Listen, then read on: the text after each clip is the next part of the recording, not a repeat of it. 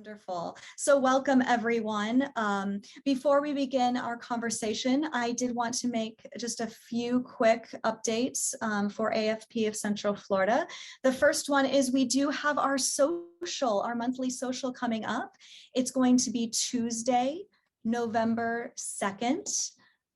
At 6:00 p.m. and it's going to be so much fun, everyone. It is at the Orlando Ballet. It is a Be Moved class. We will get to dance, and this is based on some feedback that we that we had at the Central Florida Zoo event, and it was so much fun. Rachel looks super excited. So the cost is $5 per person. We can only accept 25 people. So if you're interested, please sign up ASAP. The signups are already available on the AFP website. You can also check out our Facebook page. It has been announced. But we are going to groove in a beginner's dance class. So no matter what your comfort level is with dance, if you're a beginner, if you're super experienced, I guarantee you are going to have a great time. The next event that is coming up that I know all of you are excited for is National Philanthropy Day. Yay! And just mark your calendars if you haven't already. It is Friday, November 19th. It is in the morning at the Ritz-Carlton. We just hope you will be there and join us for a great morning as we celebrate all of the terrific work we are doing and getting help to do in this community. So let's honor some fantastic philanthropists and development professionals that morning. And now I want to we're going to start our session. It looks like we have a great group. So today we have a very special guest where we're going to be discussing what cryptocurrency means for philanthropy. Abdullah Tharoo, who is the CEO and founder of the Tuesday.App and Pay Concept Merchant Solutions, has said yes. He is joining us for the next 45 minutes to walk us through what it means for all of our nonprofits to use cryptocurrency. Is it safe to give and accept donations? What happens behind the scenes to make it happen for our organization? And what steps do we need to do right now to get ready to accept cryptocurrency? So we're going to have a fantastic conversation. I'm going to pass it to Abdullah to just introduce himself briefly, his background, and I have just had such a lovely conversations with him. Margot introduced him. He's done some great work with the Sharing Center, and so I'm just so excited that we can bring his expertise, his knowledge to this group here. So Abdullah, could you talk a little bit about who you are and your background for everyone here today? Well, thank you. Thank you, Melissa, and thank you, everyone, for giving me a chance to be of service, right? Who I am, I'm very blessed to be an American. I'm very blessed to be in this country. I'm a first immigrant to the country. I moved to this country at the age of 12. My parents were still back home. I moved to Monroe, Louisiana, out of all the places in this wonderful land. I went to high school there and started my first try at entrepreneurship at the age of 16. It was a retail business that went on that still exists, by the way. And I stepped away from that business about 7 years ago when I realized that there was more to life than just dealing or chasing wealth. Wanted to spend more time with my kids, my wife, and wanted to have a quality of life. Decided to go back and learn a whole new world of technology. That's what I thought would keep me relevant moving forward. Would be able to allow me to give time to the things that I enjoy, including nonprofit world. My wife is very passionate about giving. My parents are passionate about giving. We are just passionate about serving.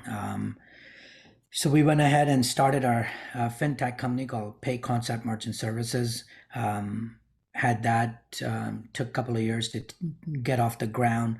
Um, and just when last year around, as we all know, the famous COVID era, we will not forget.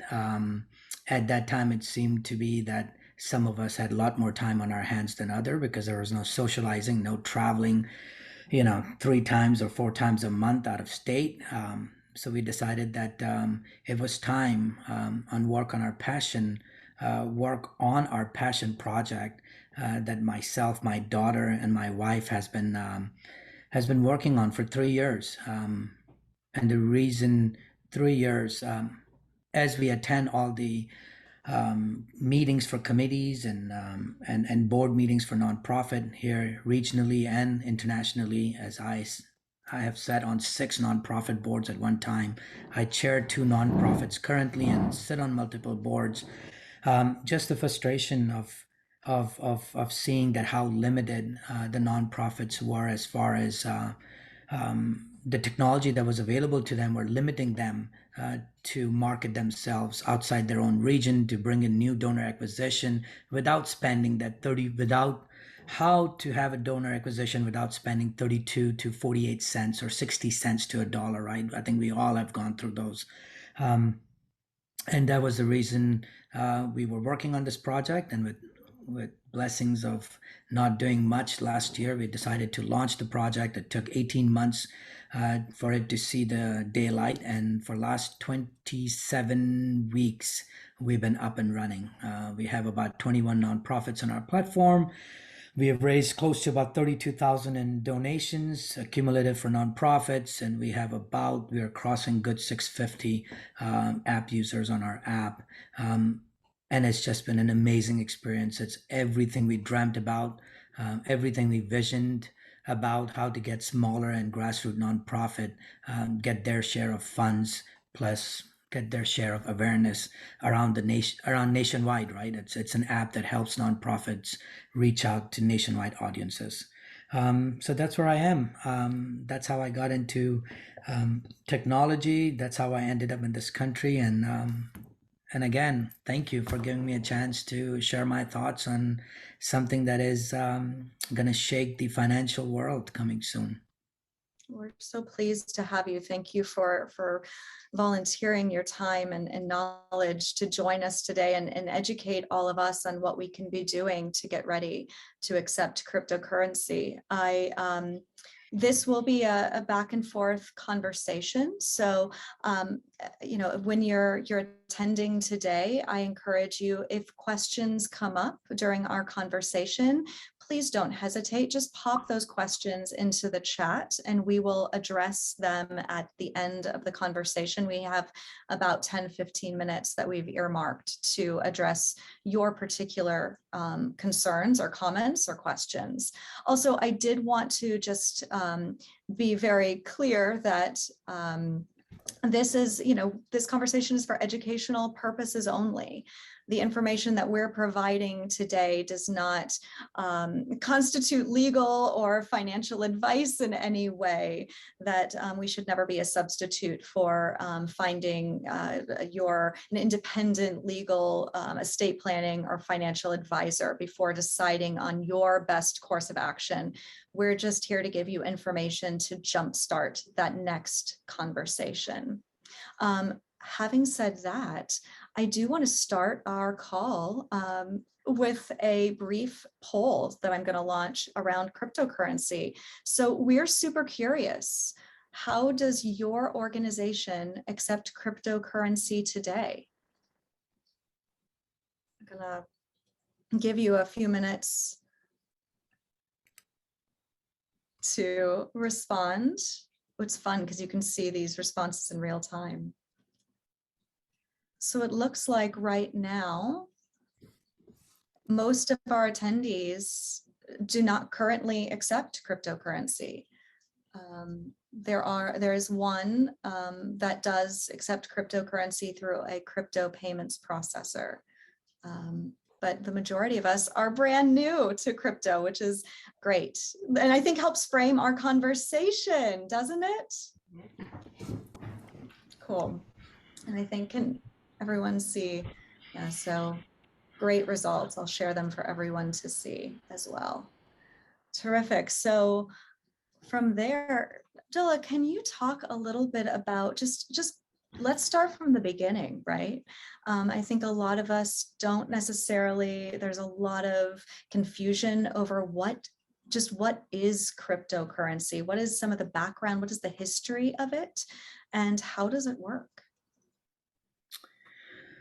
Well, there's if we're gonna talk about the basis of cryptocurrency and the technology, it gets really technical, right? But for a layman, how I understand things, cryptocurrency is a type of currency which uses digital files as money. They're not real money; they're digital money. Usually, the files are created the same way as a cryptography. It is the science of hiding information. Cryptocurrency uses decentralized. We all know, we have heard about it. Uses decentralized control. That means neither a person or a government or an institution or a person that manages or keeps the value or dictates the value on that currency, right? So there's nothing of such that backs up the cryptocurrency. Cryptocurrency is all a demand. What is the market or the other user or the buyer wants the cryptocurrency for, and that's how the fluctuation change. That's why there's so much fluctuation in cryptocurrency by every minute of the day. It's all about demand and supply. Great. So another question that comes up a lot is there's lots of different names for cryptocurrency. I've seen Bitcoin and Litecoin and Zcash. Are all of them the same? What is the reason for there being so many different names for cryptocurrency? So there are, you know, up till a couple of days ago when we did look into it. Now these are all estimations, but there are about 6,000 cryptocurrency that we estimate are around by this year, right? I mean, it's a big jump from 2013 when they were only 7 or 8. Today there are 6,000 cryptocurrency, and these cryptocurrencies are created by a person for a certain need. To address a certain need or just to have a mode of payment, digital payment, move from one place to another. There are a lot of advantages for the people who mine and create cryptocurrency because they get a piece of every transaction that occurs. And as the market is all buzzing about how the people are making money in it, it's a great opportunity for so many other cryptocurrencies to step into it, and hopefully they'll get a little piece here and a little piece there that ends up in millions of dollars. Just to go back to, I know you asked me the history of cryptocurrency. I know we've been hearing a lot about it. It's not a surprise when people say, yes, I've been hearing about cryptocurrency for the last 5 years and I wish I would have invested in it. The concept of cryptocurrency came around in 1980s. 1980s, somebody decided that there should be some digital money that could be moved around without any regulations, right? Maybe the intentions were good or bad, but basically it was a concept of untraceable currency that could move. Well, long story short, it wasn't. It was just an idea back in 1980. Then around 1995, an American cryptographer named David Coombe came up with a currency, supposedly a digital currency called DigiCash, but it wasn't really friendly, and he couldn't get what he could accomplish because he was running into a lot of issues with security and complications with the analog or with the coding system. Then in 1998, Bitcoin came out, and Bitcoin, what it did, it allowed people to mine coins. So now we have a concept, we have somebody who's mining and even getting rewards on this.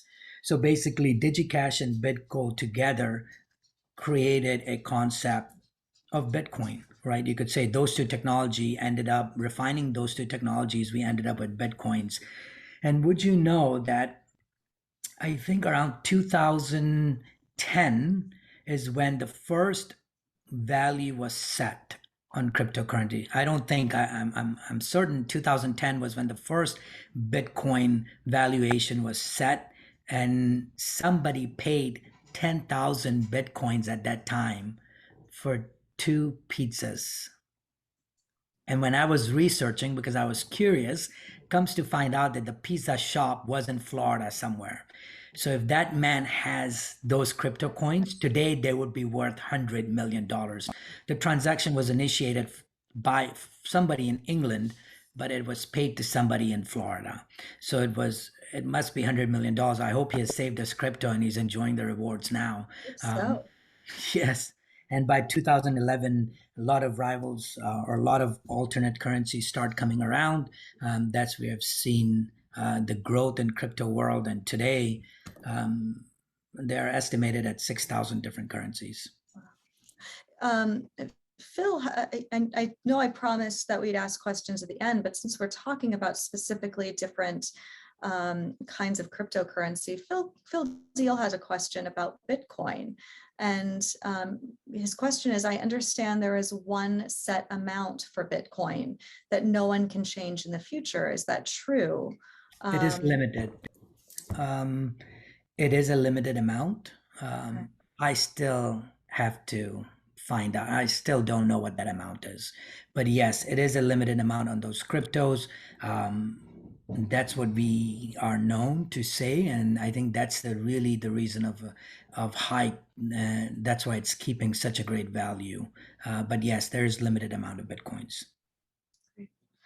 Now, the history of cryptocurrency, you said goes back to, originally the concept was from the 1980s.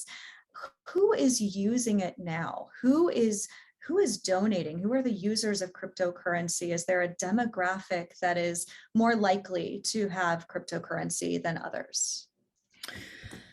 So, when we talk about demographic, I'm just going to read you something Yeah, please do. right off because I want to make sure that we know that it is not targeting a certain gender or certain demographic, right? So, there is a exchange called Gemini Exchange. It's a very popular exchange for crypto traders. They did a survey recently, and they found out that 21.2 million adults in United States own crypto. So that's about 14% of the adult population. 74% are male, 71% are white. Average age is 38. So are we at Generation Z or or millennials? 77% of total are under the age of 45. So when you put the whole 100% together, average age 77% are under the age of 45. Average household income for these owners of the crypto, holders of the crypto, is about $111,000. 51% live in suburbs and 26% live in small town. So I think I've already mentioned the answer you were looking for. Crypto is the best way to bring a demographic of donors that have not been involved in philanthropy before. Those are these young guys and gals and people who are into technology and who have acquired crypto at the inception, and now they are reaping the rewards of the crypto. So it will bring you new generation of donors, and they're all young, average age of 45. Yeah, it sounds like if you're trying to reach an older millennial, young Gen Z, Gen X crowd, this is the next group of philanthropists, of donors that I think so many of us are trying to cultivate and grow at our nonprofit. So this would be a great way to get in front of them and meet them where they are. Yes. So, we've talked about the background of cryptocurrency. I'd love to move into, why should we care? Why should nonprofit organizations care about accepting crypto? Why should we consider accepting Bitcoin and other cryptocurrencies? So first of all, the easiest answer is that making a donation by crypto is much easier now. It's much easier than wiring a money, writing a check. The technology that we're seeing every day um, is basically touching your wallet or iPhone maybe twice or three times, scanning a QR code, and you have made that donation, right? And why wouldn't you accept cryptocurrency as donation when the next generation of donors, that's what they're using? And pretty soon, crypto will cryptocurrency will be part of our everyday transactional life.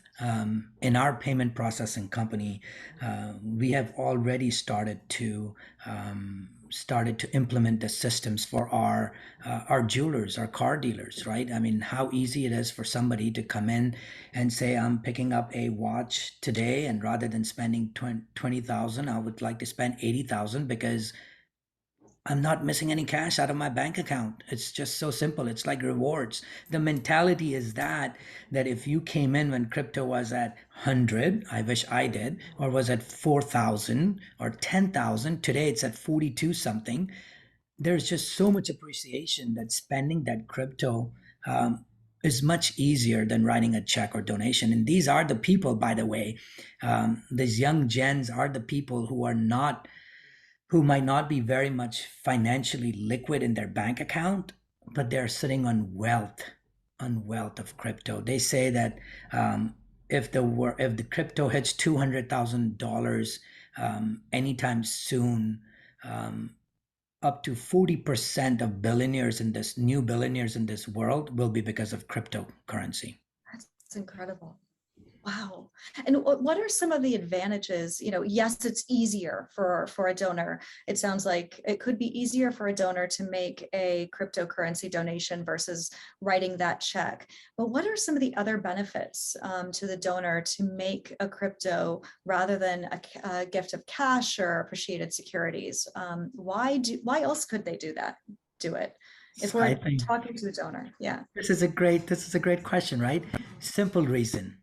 Thanks. Great tax benefit. There is no capital gain on crypto.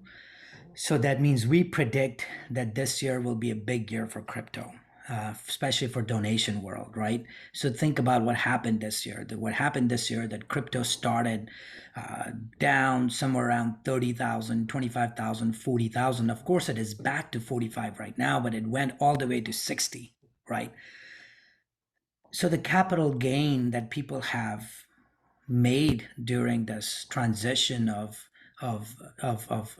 rates or value change, when a donor donates crypto directly to the nonprofit, they can have a tax deduction for the amount. So if they've had this cryptocurrency for less than a year, they can take a deduction of the amount that they purchased the crypto for, right? So that means the guys who jumped on the wagon late and they picked it up at 60 and now it's 39, they can essentially take a write-off for 60, right?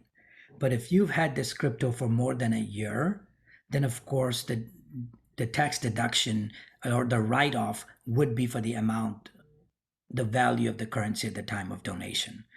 So there are great advantages, right? We already take properties and we already take stocks, but crypto is just another addition to it, and it's easier. Yeah, it does sound like there's so many reasons for a donor to make this a wise a gift to an organization. But so what, we've talked about some of the benefits. Why wouldn't it? Sounds like something we all should be doing, right? Like let's accept cryptocurrency. What are some of the risks and benefits of accepting crypto? Why wouldn't a nonprofit want to start accepting? Is it too volatile? What are some of the risks involved? So the risk is obvious, right? The reason behind not accepting crypto is the lack of familiarity, right? People who are conservative, like most of us, we all hear about how crypto is a bubble and it's going to bust and everybody will lose their money, right? Well, it has been going on for a while. So I think it's the comfort level and the familiarity with the digital currency or the concept, plus also the available systems, which things are changing now. So biggest risk, of course, as you said, was the valuation of the currency. Um, Nonprofits are worried, and everybody else is worried. If they take a crypto in today, and what happens tomorrow? If they took a crypto in on Friday for $100,000, and on Monday the news comes out that Elon Musk decided he won't be supporting Bitcoin, we just dropped. We would drop 40% of the value, right? If not half. So now the nonprofit has to take that burden or the risk of taking that loss, right? So that is one of the big fear, and that is one of those, that is one of the reasons why why nonprofits have not dabbled into it. Secondly, is the storage, right? So we have nonprofits. I had a call this morning. They said, we could take crypto and just put it in our wallet. Well, that's a really not so good idea, not for at least for me, because if I keep this in my wallet, I can hope that the market will appreciate on crypto and I will make the money. But some of us nonprofits do not have an appetite of taking a loss because our work requires money, and some of us might not be able to wait for 5 years for crypto to hit that $100,000, right? But what if crypto hits 20 grand before it hits 100? Then how are these board members are going to react, and how are you going to pay your expenses? So those are the two biggest reasons that I feel, actually I should say three: lack of education plus risk and way of storing the crypto are the reasons why nonprofits are so shy of taking them. But you did not hear me say that why you shouldn't take it, because now there are solutions available that mitigate all those risks, and now you can take crypto without any risk of valuation, currency change, or storage, or losing your crypto, in one of those wallets, right? When you have heard that people have hacked wallets and stole crypto. So there are many concerns like that with any other digital invention that we would say to do with internet. There's always hacking. But as I said, these are some of the some of the reasons why nonprofits are not accepting crypto. But yeah. So one of the things you were talking about is, whether or not we should hold it or we should cash it out. What are those considerations? There was a question from Amber. How does the valuation work for philanthropy purposes? Is it based on the valuation at the time of the donation, or is it up to the organization? And how do we decide if we want to cash it out or if we want to hold it and watch the market? How could we better make some of those decisions? I think that decision is totally up to the nonprofit and the board of directors, right? As I mentioned, how much appetite does a nonprofit have Yes. to hold appetite for the risk, to hold how risk diverse they are, to hold this in their portfolio and hope that it will get to where it wants to go. Most nonprofits don't want to. To my answer to you simply, as we've been working on crypto to integrate with our Tuesday app, we believe in cashing crypto in real time. I mean, our technology, once we have it ready in the next couple of weeks, we would be able to convert crypto into fiat, that's a local currency, within 5 minutes of the transaction. This specific feature will help you manage all the risk, right? Now, there is no reason for nonprofits to not accept crypto, because the funding after the conversion of crypto to US dollars, 72 hours later, you have it in your bank account. You treat it just as you would treat any other donation. The value of the donation would be the value of the crypto currently, and the money that you get in your bank account. It's very simple. There are a lot of many other things that do not apply currently to nonprofits, or even to soon they will not apply to even a traditional transactional world, because now there are systems out there who can just take away all the risk of valuation. So yes, I'm not a big advocate for storing crypto if it's for nonprofits.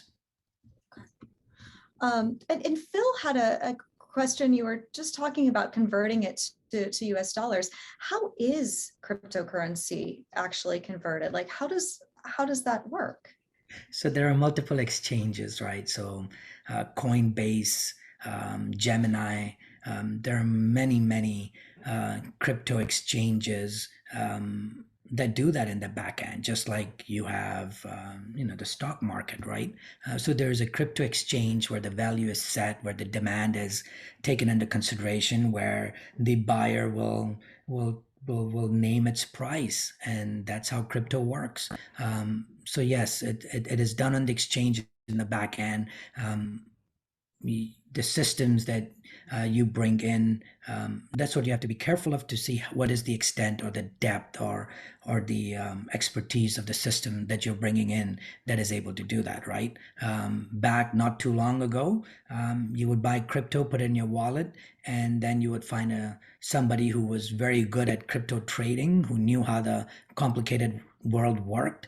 They would help you do these exchanges, but now it's one package. Now you can find these exchanges and storage e-wallets that would help you exchange your currency as you wish. And Rachel had a question around just the exchanges. When you make those exchanges, are there transaction fees associated, or is it just very clear and simple? It is very clear and simple. There isn't much of transaction fee there, but there is a transaction fee as far as the ACH of the funds to your bank account. So there are a couple of other charges that come along with it, but that has to do with your local institution that will charge you on those.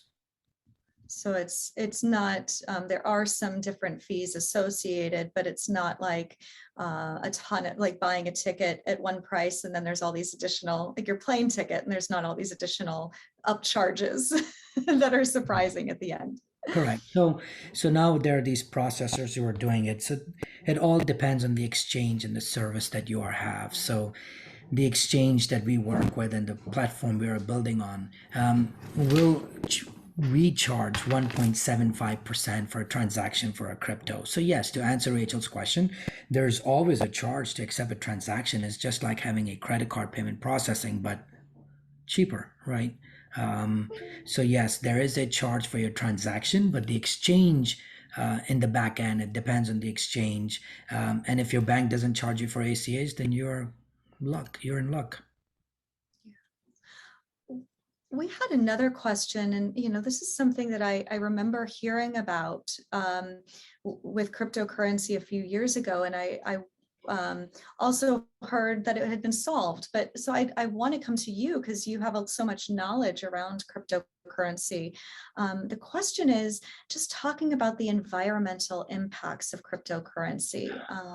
There's the conversation that it does take a lot of power and energy to track and manage crypto. Can you talk a little bit about that? What have they found? It's true. It does take a lot of power.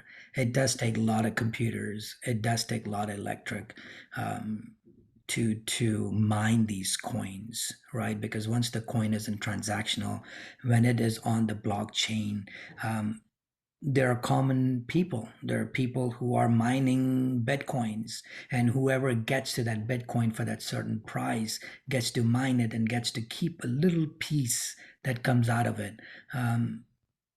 I was just at a conference in Orlando, Snaps conference, and I heard uh, somebody speak about attended a session on crypto, and learned that there are companies out there who are trying to create environmentally friendly cryptos.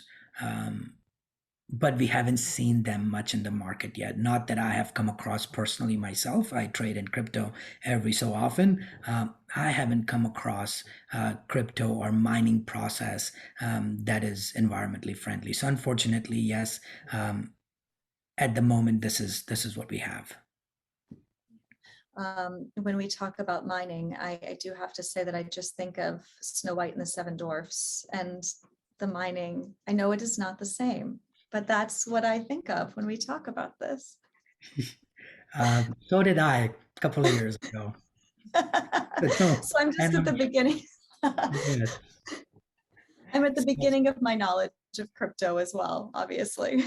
so did I. But I will tell you, I will admit to you that in this day and age, we're so blessed that we all could learn as much as we want about anything we want just by visiting my dear friend Google or YouTube. And that's what I do in the middle of the night because when I can't find questions from my team, I sit there hours and hours trying to figure out how to resolve an issue. And yes, I will say more than often, we find some kind of a lead that leads us to a person or a technology that can help us solve the problem. So we are living in a great era, and if we are not gonna take advantage of this education that is just so freely available, we're going to be left behind. So, and again, as crypto, please be comfortable. Do your research. There are different vocabularies for different systems, but I assure you that you will get really comfortable. It's not as complicated as it used to be in 1980s. I think that there is such a wealth of information out there for all of us to help us after this session to even learn more and get more informed about what cryptocurrency is and how can our nonprofits accept it. And but today I'm going to lean on you just a little bit longer because I do want to talk about how we can start to accept cryptocurrency. What are some of the questions that we, if we're not accepting cryptocurrency, which most of us are not, what are some of the questions we should be asking when we're deciding if we want to accept cryptocurrency or not? Where do we start?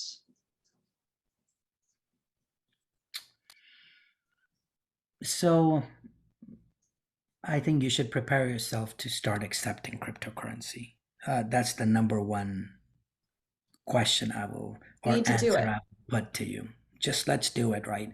If you can find, there are many platforms out there beside ours who are able to do real-time conversion, so the risk is gone. But please do ask your accountant and advisors to make sure that they are filing, they're doing the right filings that it needs.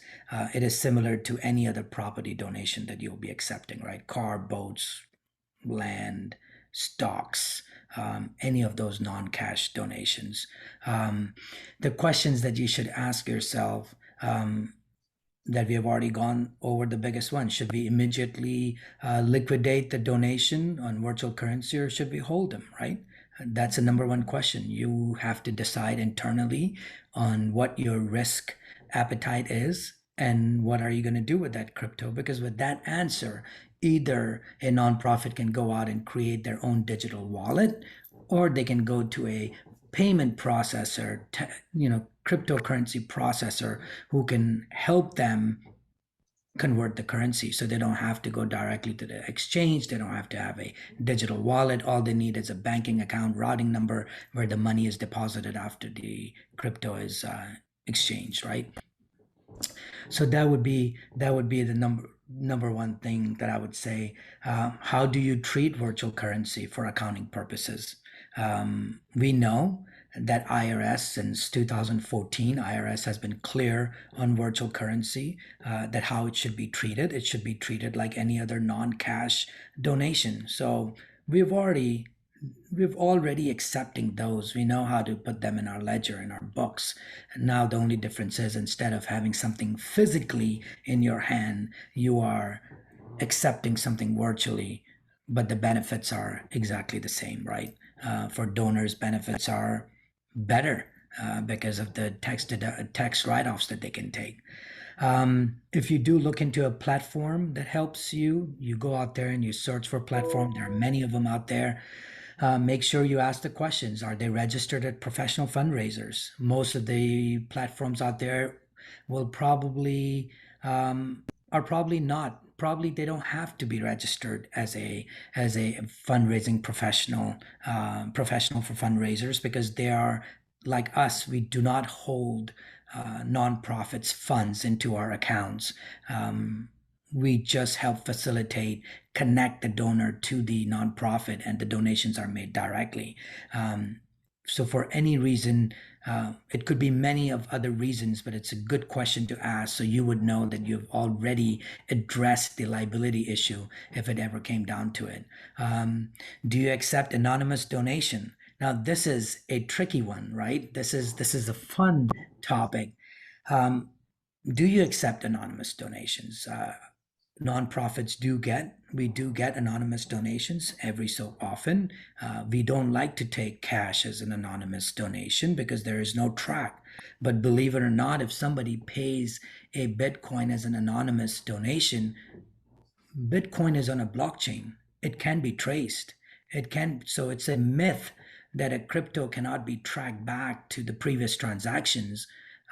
It's not so easy, but crypto is very much so traceable to previous transactions. So even if a donor made an anonymous donation to you where you didn't have their information, but if you needed, you could still go back and track which donor or which person this came out from. So for me, an easier answer is, let's not go into all that technical, all the technical process of looking to see who donated the crypto.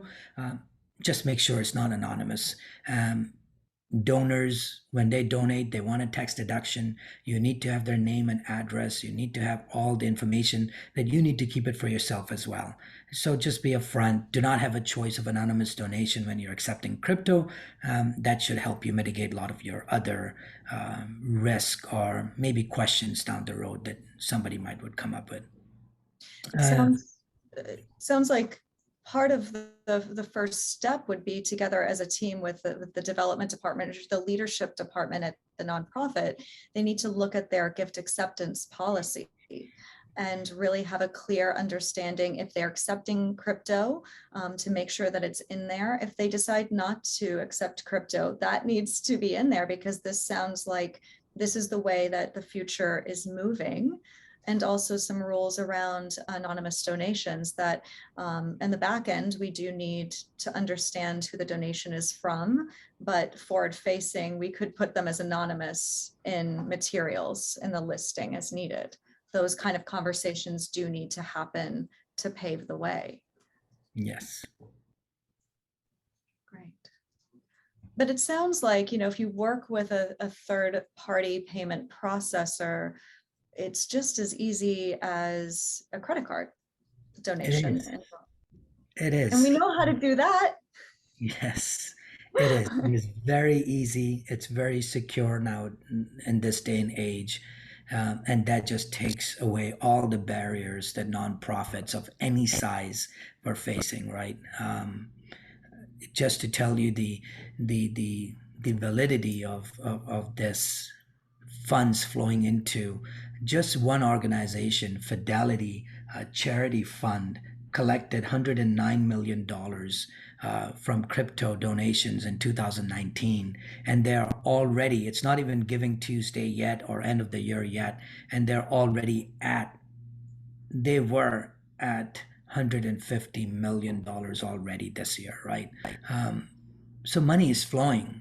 There's a virtual wealth out there, and it's up to the nonprofit as how to be part of that evolution or movement of that wealth from where it's sitting to what causes they want to address. And I want to be able to turn it to our attendees today to ask a few questions. I will put a few links in the chat. There are a few third-party payment processors that are able to do this now. And Abdullah, I would love for you to talk more about your how you can help as well. But it really sounds like you have a couple of different options. You can go to a third-party payment processor. You could manage it in-house using a crypto wallet, or you could use a donor advised fund like Fidelity and Charles Schwab, et cetera, to manage this process. So you have to decide what the right choice is for you. That is correct.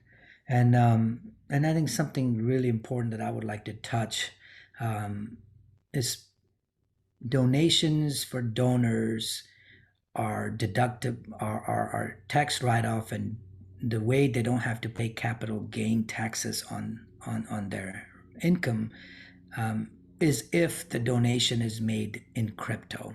So if the donation, I've heard smaller nonprofit tell their donors, okay, fine, you know what, we'll take 1 Bitcoin from you, right? But can you please cash it and give it to us? If a donor cashes a crypto and gives you cash, then there is a capital gain on donor's half. But if a donor uses a payment processing platform that you have on your website or you have in your application, and they donate crypto to you, you can instantaneously convert it to US dollars. But now you have helped the donor take the write off and not worry about the capital gain. So that is very important to know. That's a benefit for the donor as well. Yes. Thank you. I'm going to turn it to, I think we've gotten everyone who asked a question earlier. I want to make sure that we have asked and answered your questions. Phil, I see. Hi-ho, yep. But this is your chance. If you do have a question around crypto that we did not have a chance to answer, please put it in the chat. And we would love to learn a little bit more about Tuesday.App and what you are working on to help us and other nonprofits accept crypto. Tell us about what you're working on. Well, thank you. I think Phil asked that question. So the Tuesday.App is basically considered as a marketing platform, but more to it.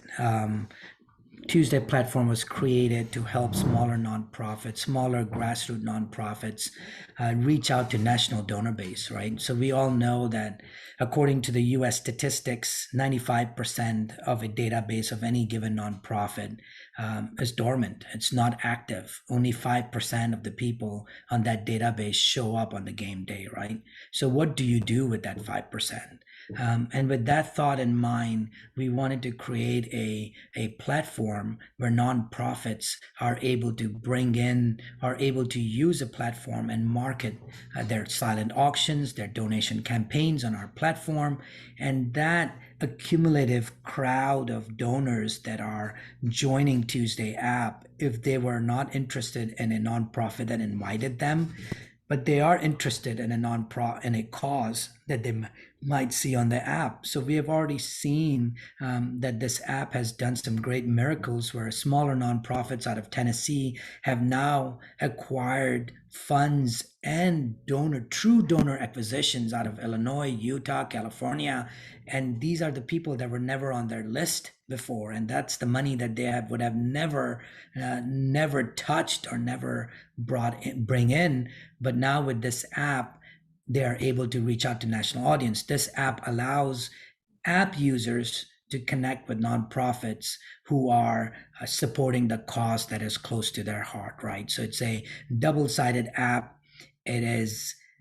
There is no entrance of barrier and no barrier of entry for nonprofits to get in. There's no setup fee. There is no minimum auction fee. There's no maximum auction fee. There's no donation campaign. You could have a spontaneous 2-item auction if you wanted, or you could have multiple donation campaigns within a month if you need it.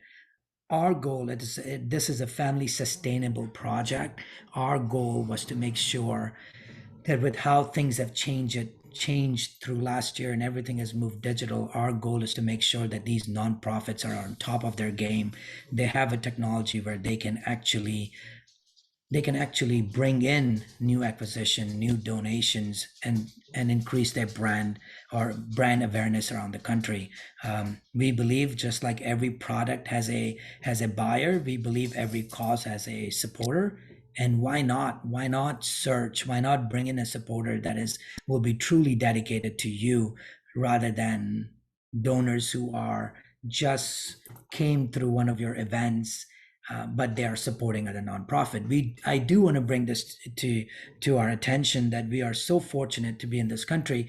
The census shows us that each member of each household supports 4.5 nonprofits, right? So it might not be your nonprofit, but it is a nonprofit that they support. So why not give them a platform where they can just touch, and within 3 touches they can make a difference in somebody's life by giving a donation to an organization. So it's a double-sided app where it is customizable for the app user. It is also customizable for the nonprofit, and till up to December 31st of this year, any nonprofit that will be joining our app, the Tuesday app, in case if you look for it on the Apple App Store and Google, they will not ever have to pay a SaaS fee, because of course to support our technology and the developers, we are a for-profit company. We have people who rely on us. We will be charging SaaS fee moving forward next year, but any nonprofit that joins us before the 31st of the year, they will never ever have to pay SaaS fee moving forward as long as they're on our platform. Wow, and they can find out more information about the Tuesday app. They can find it in the Apple Store, and they could contact you. Yes, they can contact us. They can go on our webpage at www.Tuesday.App webpage. They can download the app. The intention is to down the road just have Tuesday as the app, but iOS didn't allow us to. They wanted us to add the on it, and their excuse was that Facebook had to be on it as the Facebook in their earlier days, so we should follow their path. So, amen. Hopefully, we'll be able to make much bigger impact in the world than Facebook does, especially for the for the nonprofits and social enterprises, right? And you have to be 501c3. Nonprofit has to be registered 501c3 to be part of our community at Tuesday. Wonderful.